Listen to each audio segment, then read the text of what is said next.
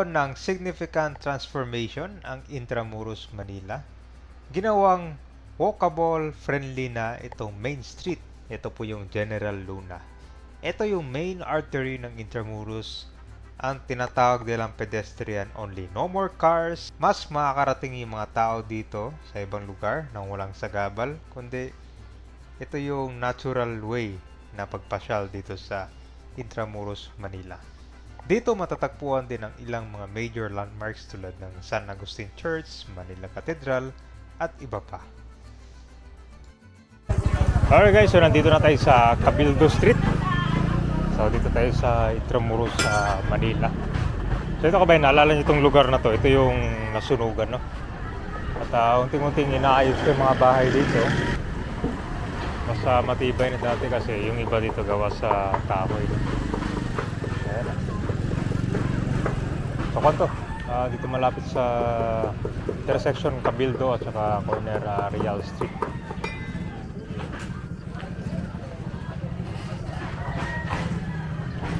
So na siya, yung kulay ng harap ng mga bahay nila parang naka-blend na dito sa Intramuros guys. Ganyan na siya ngayon. Halos gawa sa konkreto. Yan, kasi marami nagtatanong dito yung update to kung ano na yung itsura ng mga bahay na na-demolish kabayan na. So ito na nga. Bilis. Ilang ko lang. Diba yan, gawa pa sa konkreto ng mga bahay. Mas matibay na siya ngayon.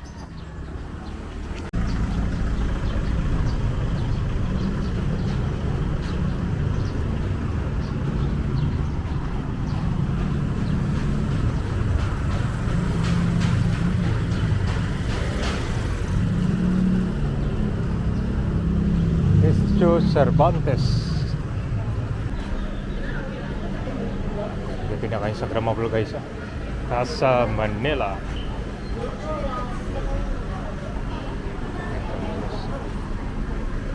Galing. So meron na pala silang bago dito.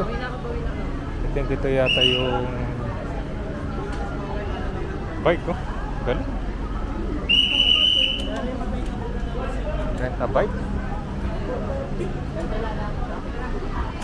Ito guys, hindi siya electric. Yan yung depadjak. Ito yung rate niya.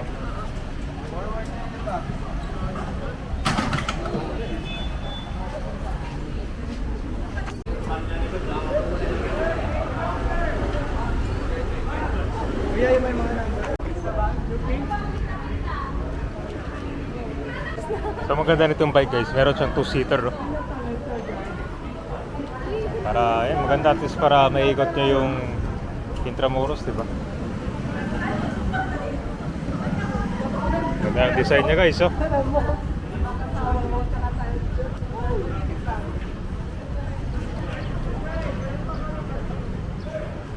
Ito naman yung General Luna ngayon.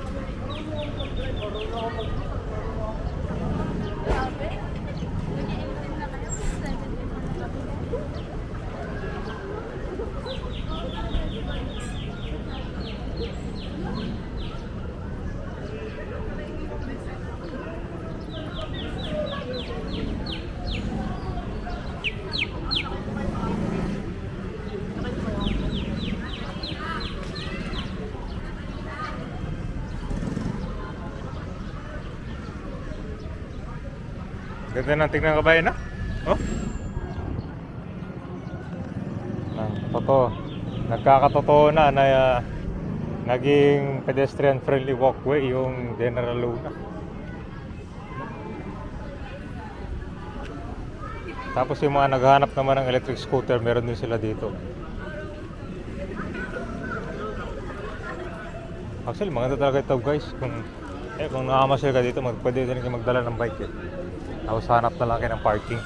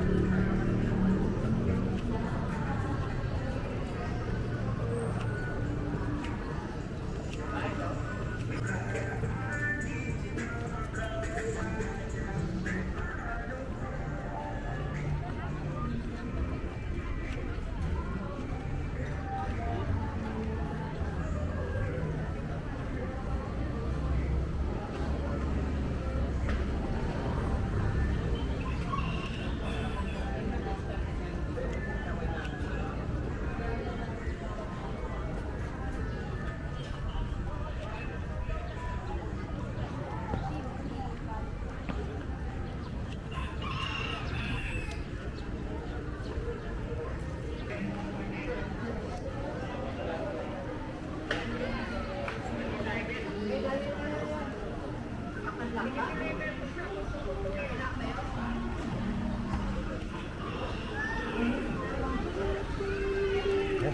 na rin pala dito, no?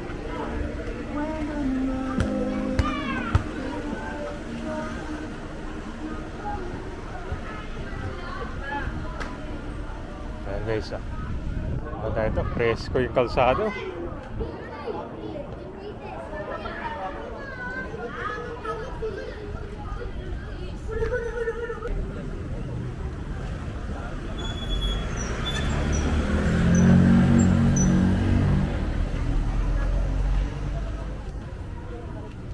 Tapos bagong pintura na rin yung sidewalk.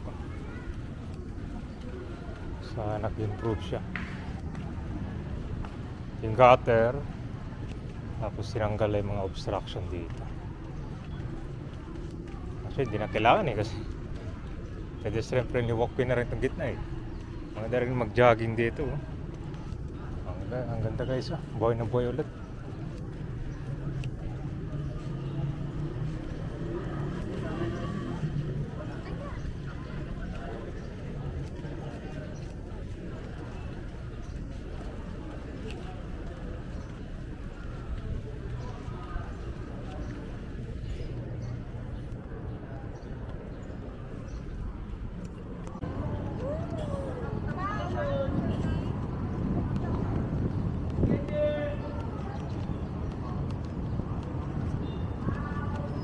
Yan na.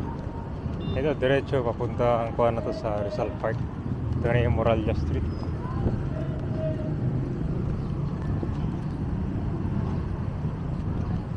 Dito meron din nakaabang, ano ba to? Ito, mga electric scooter.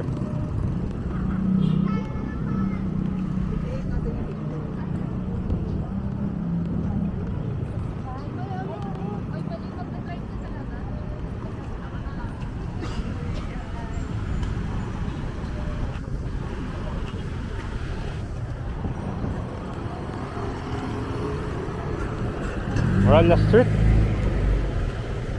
Ayan. Tsaka dito sa kalsada guys, meron din exclusive bike lane. Two-way dito. Ito kasi one way lang tong daanan para sa mga tao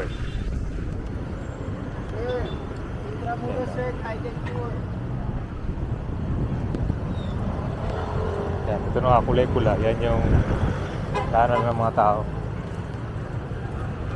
Ang daanan ito ng mga bike Alright. Ito siyang Moralia Street.